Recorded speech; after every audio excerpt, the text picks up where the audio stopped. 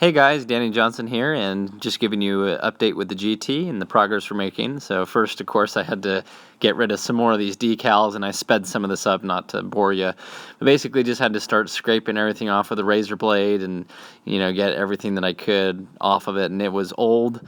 A lot of these markings had really etched their way into there. The razor blade did a good job. You can still see a little ghost shadow from it, and in a way that's kind of fun to still see to help remind me of it. But anyway, for the most part, I just went through and took off all of the the writing from the auction, everything that was there, and I did take good pictures of it just so that I don't forget about it, and in case I want to reminisce and look back on it someday. But for the most part, most of it just came right off, blew it off with some compressed air, and any sticker like this that I could take, I'd take off and I put on my toolbox, just like to have it there as kind of a memory type thing.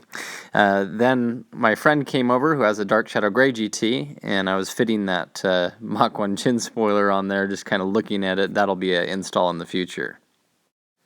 Now, my friend came over and he was a little bit upset. He just put a new cat back on the car, and it's a lot quieter than he was used to, so he just wasn't sure if it was the right thing. He wanted to show it to me, see if there was any way to make it a little bit louder, but without cats, there's really not much more you can do to make it loud.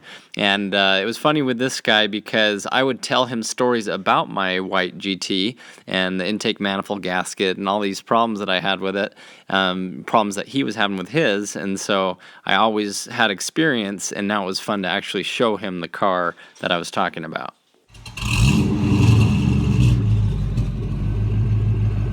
So quiet, huh? Yeah. I mean, it's got a good purr, though.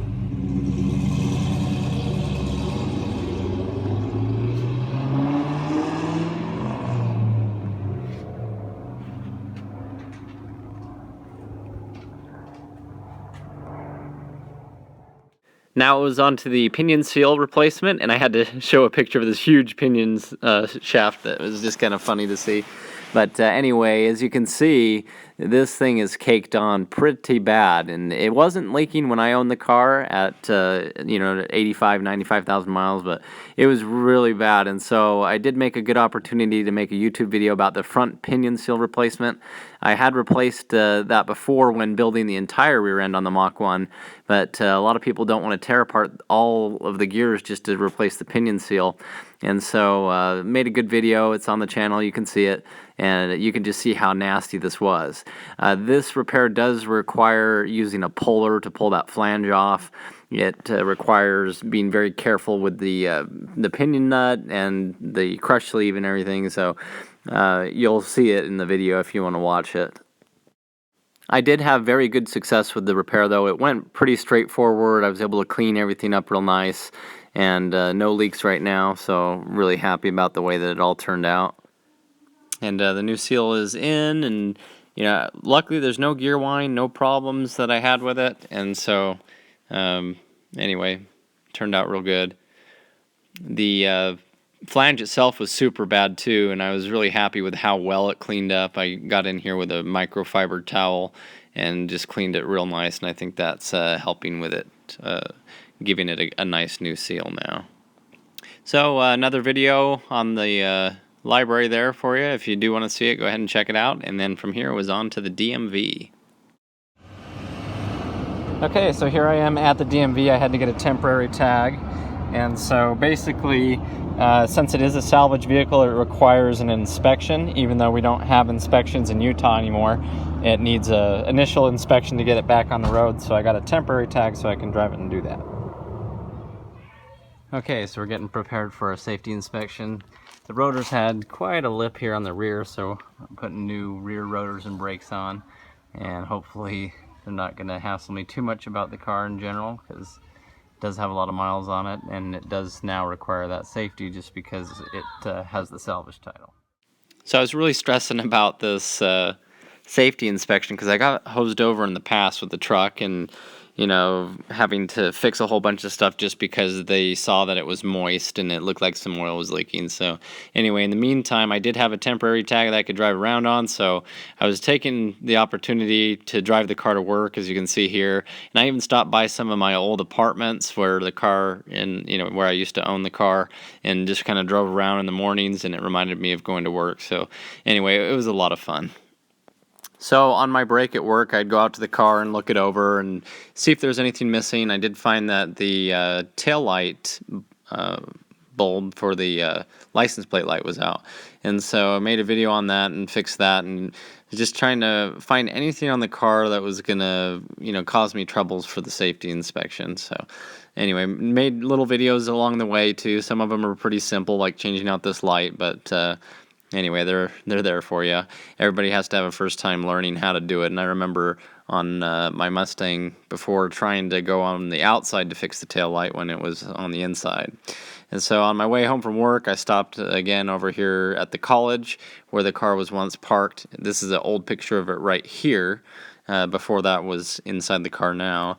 And here it is on top when I didn't own it, and now here it is in the bottom with me owning it. So anyway, I was trying to enjoy going to work with the car, but I was still really stressed out about the safety. So I finally drove the car over to a shop just to kind of maybe just get it over with, and found out that they no longer do inspections because they have to pay for the privilege to do it, and it's not required for a lot of people anymore, so they don't make their money. So with that, I started getting real nervous about the places that I would take it and what they were going to do, if they were really going to look the car over, since inspections aren't very common anymore. So with that, I put together a few clips of some of the preparation that I did for taking the car for the inspection once I did find a place that'll do it. Now, I cleaned up the engine bay the best I could with the time I had, but I really spent a lot of time on the brake master cylinder area to make sure there was nothing moist, so that they couldn't just look at it and say that it was leaking. And granted, there's a lot of miles on the car. I'm sure it's going to be moist, here and there, but anyway, it should be good enough, I suppose. Now, I am a little worried about the brand new floor mats getting greasy, since it does have to have an inspection and it's at a shop and everything. So I went ahead and swapped over a black floor mat that I had, and so hopefully that'll keep the brand new carpet and floor mat from getting too dirty. I don't think that they would really check, but it was missing the fuel cap, so I undid this 10mm bolt and swapped out my Mach 1's fuel cap in case that was going to be a problem. Now, just in case there's a nail in a tire that I don't see or something like that, I have a full-size extra wheel here with really nice tread on it in case they have a problem with that.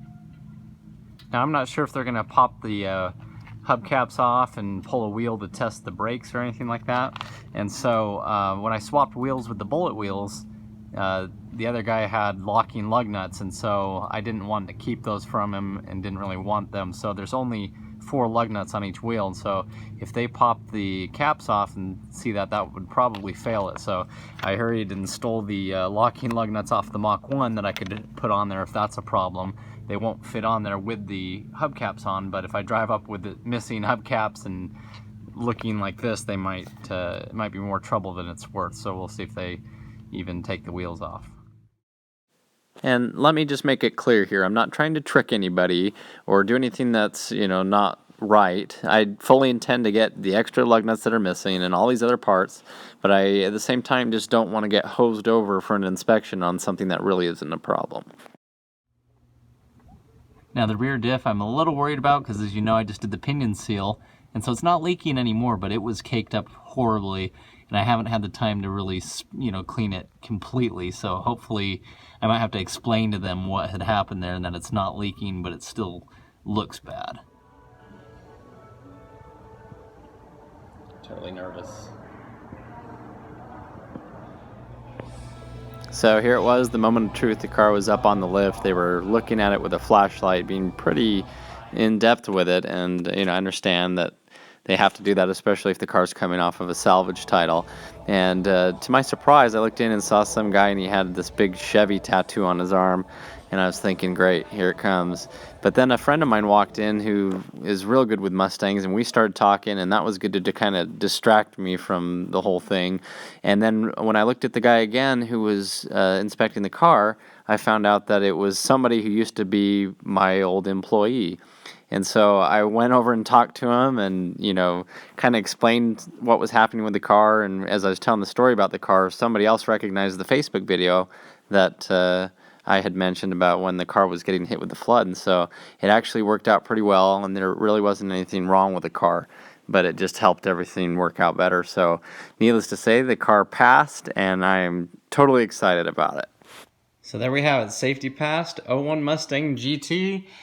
Everything was pretty good. I think they did mention, something about all the mud underneath it, and that's fine. But we're back home now, and the car, everything from here should be good. They told me I can go back into the DMV now. I prepaid everything, so once I give them this, I should be able just to collect the license plates and be on my merry little way. So anyway, big stress off my mind, because all day at work, no matter what I was doing, I just kept thinking about it. And, are they going to do what they did to me with the truck and just have to, make me redo the whole steering system and everything just because it's moist with some oil and, that kind of thing. So the safeties can really hose us over here. So I'm excited that I don't have to do them anymore, because I have these 3 cars, my wife's car, the truck, so many cars that it was always such a hassle.